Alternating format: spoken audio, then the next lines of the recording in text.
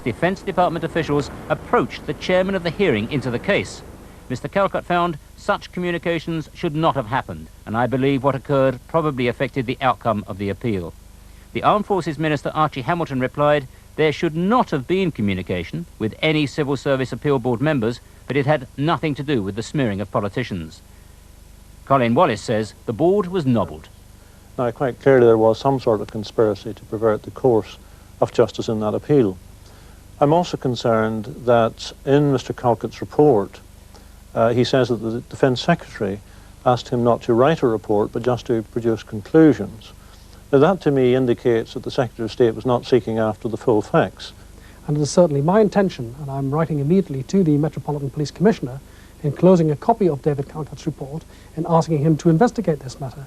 There is prima facie allegations of corruption amongst high people in public life that ought to be investigated, and that's precisely what I intend to do.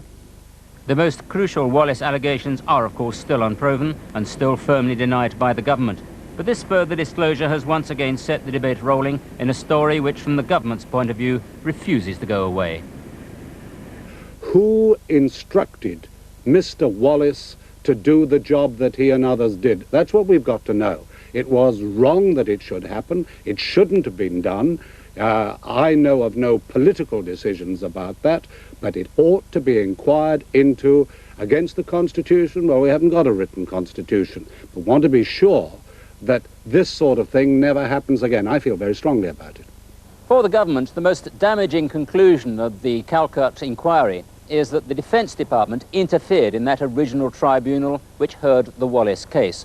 That seems certain to lead to renewed calls from politicians of all parties for a fresh inquiry into the whole affair. QC, who was asked by the government in January to look into the matter.